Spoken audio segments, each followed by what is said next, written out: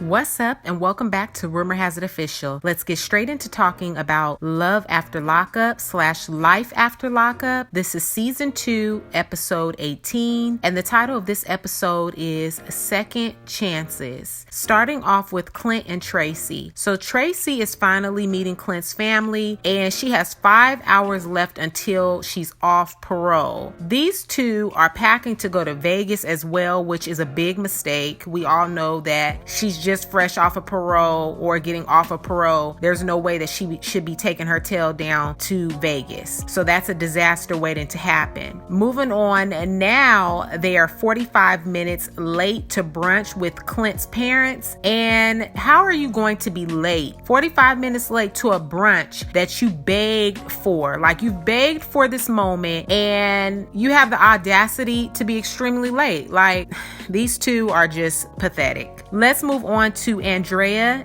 and Lamar. So Andrea, Lamar, and the kids put up the Christmas tree, and after they're done, immediately after they're done putting up this tree, as they place the last Jesus ornament postcard on the tree, Lamar decides that he wants to dip out. Well, he says, I believe, to hang out with his cousins. I love that Andrea's daughter called him out, but honestly, she shouldn't have had to. I feel like Andrea, her dumb butt, should have been the one challenging him when he talked about leaving the family. They were really excited about having a family night, decorating the tree, making cookies, having hot cocoa, and spending time as a family, since he is just fresh out of prison and he's already ready to go off and be with his cousins. Lamar tells the camera crew that people don't understand he never had the opportunity to just be a free man. Now, this low life, he knew what he was signing up for. He knew that that woman had children. They're a package deal. And I just don't understand anytime you get involved with someone who has children, and especially if you're a man, you are signing up for the head of the household. You're signing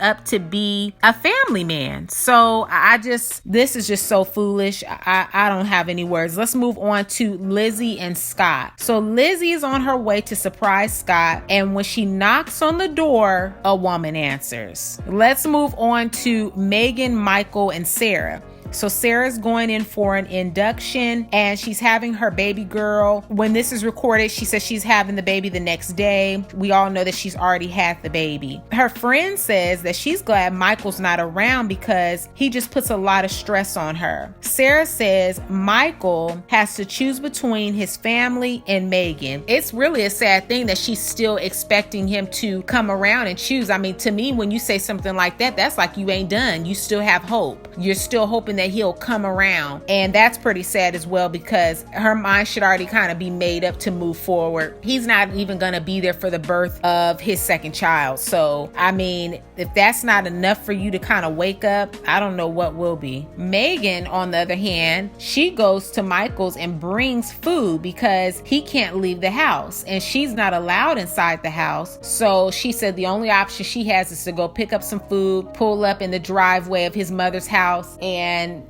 basically just eat in the car and chill. So Megan says Michael is the love of her life, and she makes a point to let the person working the drive-thru know that her man just got out of prison. And when she said that, I'm like, does she know how stupid and foolish she sounds? And I hope that when she looks back at this footage, it's a moment for her to really reflect on how foolish she was. Once she arrives to Michael's, eventually Michael wants to get into the back seat of her car, and Megan then reveals what we've all been waiting for, this big old secret. She reveals that Michael owed her a debt from her paying some of his legal fees. Michael sent over a friend to pay her back, and she says that they were flirting and texting. This frustrates Michael, and just like that, he's ready to cut Megan off. I guess it's only okay when he's playing people, right? So Michael goes as far as to say that's some hoe type stuff that she did, and talking to his homeboy, and he's really upset. Let's move on to Brittany and Marcelino. So Brittany meets with her friend Sasha to be there for her because she could be faced with 10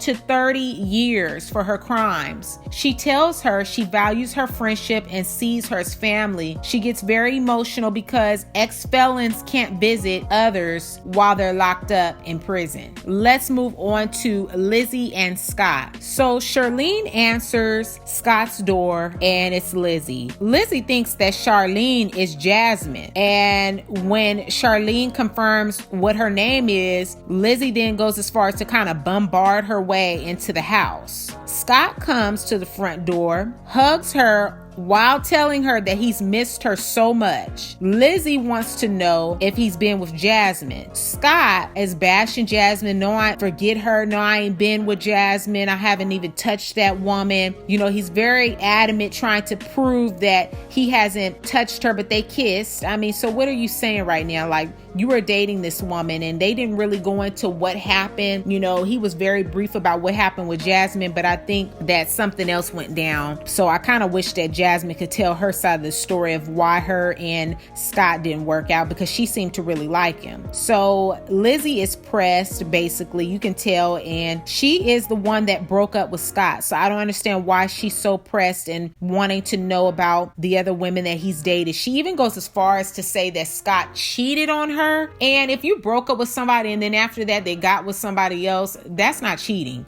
So I don't know her logic on that. I guess she thought Scott was going to, chase after her tail or beg her tail to come back. And when he didn't do that, that's what she's really mad about. So Lizzie tells Scott that she's going to take him out and for him he better be ready the next morning. So Charlene warns Scott that Lizzie is going to have him on the streets if he isn't careful. Let's move on to Clint and Tracy. So Clint and Tracy arrived to Clint's parents' house, all jolly-go-lucky, but Clint's mother is not having that. She lets them know the father had to end up going back to work because they took so long, and she calls them out for being late. Let's go back to Andrea and Lamar. So Lamar says after doing the Christmas tree, it's only right that he gets some alone time. He says that he wants some him time. He tells his family that Andrea wants him to convert to a Mormon, and the family has concerns that Lamar hasn't been around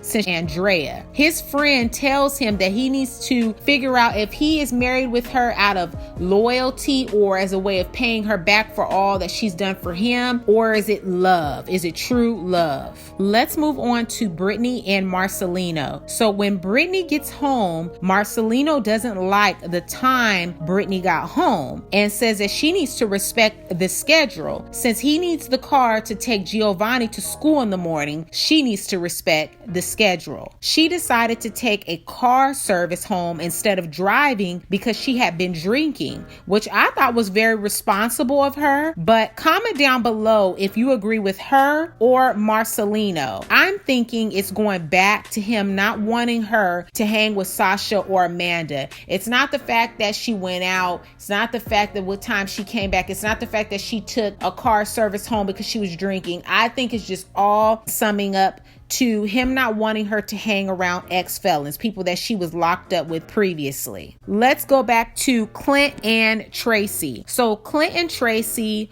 are 75 minutes late. His mother tells her that she can't just fall back into her old habits and expect her to be there. She was telling her she does want to have a bond with her, but she's just not for all of, what Tracy got going on. She's not trying to get caught up in all of that. She adds that she sees what Tracy has been through, but she also makes sure to set some clear boundaries with Tracy, which I think is good. She definitely, needs to set the boundaries with her, and sometimes people need that. I don't think that she should allow Tracy to get comfortable. Tracy needs to be on her toes and on edge when she comes around them. Maybe she'll want to do better. So maybe that might be what Tracy needs. Let's go back to Megan, Michael, and Sarah. Michael says if he talks to his homeboy, will he have the same story as Megan? Megan then adds that she kissed his friend. Michael is free to juggle two women, but if either one of those women start talking to anybody else, He ain't with it. This man was lying to you, had a whole nother life that you claim you didn't know nothing about. And so you felt obligated to let him know, now this is the thing. I just feel like she's not making any good choices. How did she get caught up with talking to Michael's friend, texting him, then from texting, kissing him? So my thing is, what else is she hiding? What else did they do? Because she claims that this guy was saying to her, I'm sorry about what he did to you. And he was there for her and, telling her that she was pretty. So it's like,